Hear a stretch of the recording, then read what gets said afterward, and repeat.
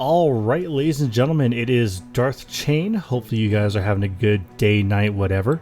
Today we are bringing you the very first video in the Fractal Guide, and of course we're going to be starting off with number 1, the Urban Battleground. So let's jump into the portal and get started, and we'll see y'all on the other side.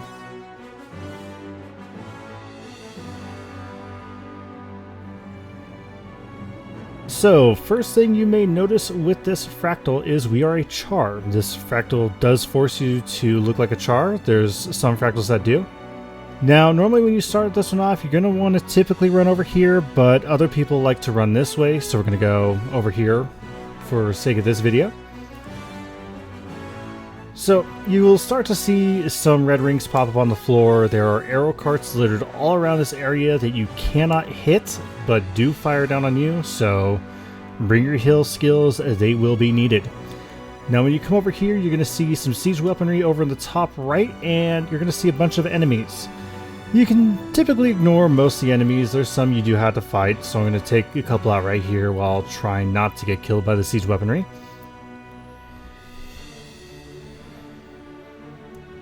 But up above the door here, you see some oil pots. Now, there's 3 there. You're going to want to take them out fairly quickly. They do deal a lot of damage, so definitely be careful when running around here. If you're close combat, bring a Condi Cleanse. You are going to need it. But from there, we're just going to take 2 of these pots out.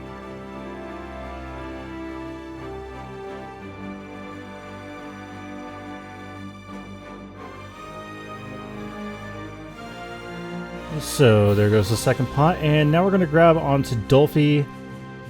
With a actual group, you're going to want to take out the siege weaponry that's around us, because Dolphy does bring it right back. So seeing as I'm by myself, I generally tend to ignore it. So we're going to burn her down as quickly as we can while trying not to die ourselves. We get through this pretty painlessly. And after she dies, the gate behind her will become vulnerable.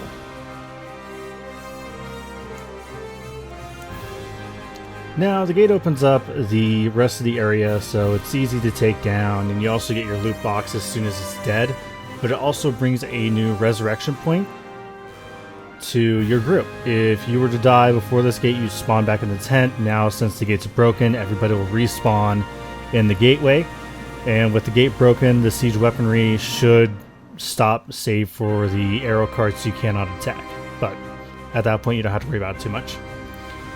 So when you're in this center pavilion here, you're going to have 4 roads you can go down. Most of them are blocked off by sandbags, which you'll see here in a second. Right behind this group right there.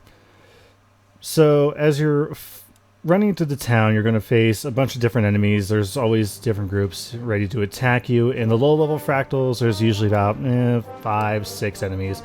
And the higher level ones, they can get to about 10. So it does get progressively harder as you work your way up. As you can see, this group isn't all that big, so it shouldn't be too hard to take down. And you can see that over on the left-hand side of the fork in the road, you can see more sandbags, but on the right-hand side there isn't. We're going to take the right-hand side. So we're just going to kill these guys real fast and head over there.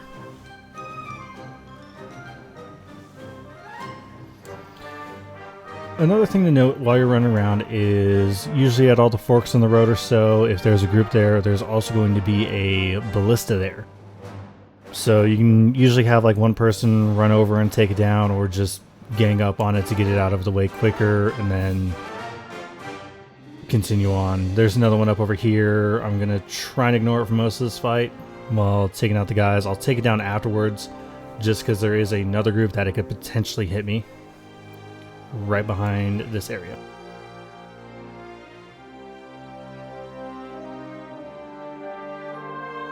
So now that that's done, I'm going to take this group out, and there'll be another ballista just to the left at the fork in the road.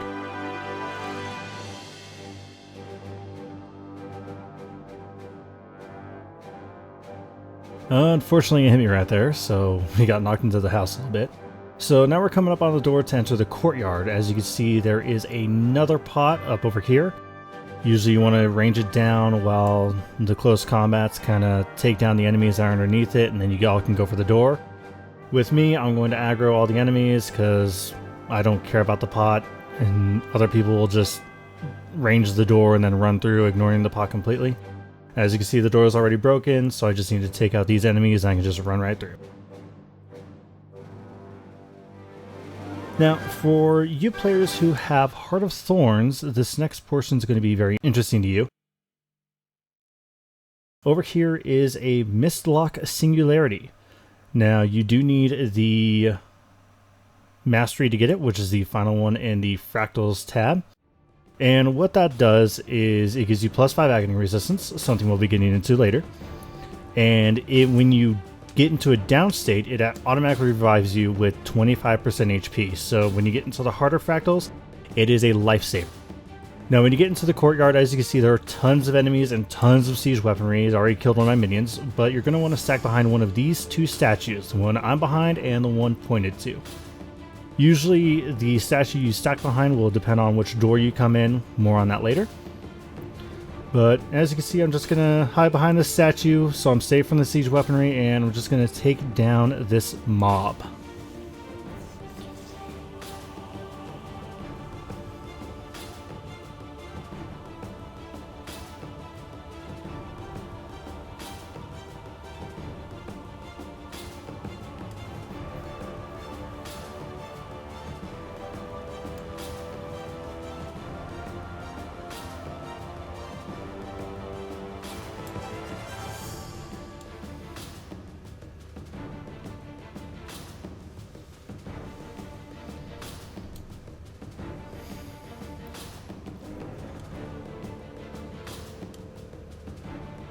Alright, so with the mobs pretty much dead, we are going to be capturing the courtyard for the Flame Legion. Rah! And there are going to be 5 doors. There's one over here, here, here, where the Flame Shaman spawns, the one we came in from, and one just to the side of that. Now, as the Flame Shaman is casting his channel, we are going to need to protect him. As you saw there, he was starting to cast a giant fireball, and there's our first mob. They are on different timers, and they always spawn in this order. So it's going to go this door, the one we came in, the middle one, then the other two. So there comes the second mob. So I'm going to try and aggro them before they hit the boss. It's going to work. And I'm getting myself ready for the third spawn, which is right now. So seeing as I'm soloing it, I'm going to get close to the Flame Shaman to try and keep him alive while killing the mobs. Here comes another one. I need to keep him alive for this to work. If he dies, I have to start this entire ritual over again. So there he goes, and he destroys the door and unleashes the boss of the Fractal. I'm going to throw on a tuning crystal to get my condition damage up a bit more, because I am soloing this fight. So Captain Asham likes to take his sweet time. He is a warrior and an elementalist. You'll see what I mean here in a minute. So unfortunately, my first fight with him didn't end so well and I died, so I'm restarting the fight right now. If you do, or when you're running with a group, you will have a bunch of other Charr join you for the fight. So this actually helped me out a bit to take him down this time. So those blue squares are permanent buffs he has. You cannot remove them, so it makes the fight just a little bit harder. He also summons a helper, which does like to deal a nice bit of damage, but you just want to keep on breaking his bar, making him vulnerable, and taking him out as quickly as you can. When he gets down to about 20% HP, he'll activate a skill, but we'll get back onto that here in a second. As you can see, there's a fire rain. Like I said, the boss is a warrior elementalist mix kind of, but he only uses fire magic, so he has that fire rain, the fire bar, which you see not so long ago, and then he has this fiery blast, which he there he goes. which does a little bit of damage, but it's not going to kill you. Just try to watch your HP in this area. So now we got him to shout, so here comes the Fiery Greatsword. So there's a more condensed fire rain. Now when he gets into this stance, he becomes a lot more deadlier. His attack is increased, his speed seems to be increased, and he loves spinning to win. He does get all the skills that the Fiery Greatsword brings, so his default skill 1 where he shoots slow meteors hurts like a pain. I'm actually going to get down to it here in a second. He has the Fire Spin, which he loves using. He has the Mini Fire Rain, which he loves using. And he also has the Lava Font, I believe it's called, where he slams the blade into the ground and creates a little fire thing underneath you. Luckily, we're going to be able to kill him while we're down on our backs and get the rewards for the area. And that is our first Fractal. Hopefully this guide has helped you guys out a little bit. There are quest items in this area, so I'm going to show them to you now. So first we have the Red Iris Flower. If you are making your own kudu, so you've bought the book and everything, you're going to need that. Now if you're more into staffs, we have Nevermore, which is going to be this raven over here. This is going to be one of your interactable objects. Now from here we have a Dasa crew member. She's hiding from me for a second. That you're going to need to interact with, I believe, to make the legendary back piece ad infinitum. And you can see Nevermore on my back. So other than that, hopefully you guys have enjoyed the video, and I will definitely see you next time. Let me know in the comments if these are helpful. See you later. Bye, Tim.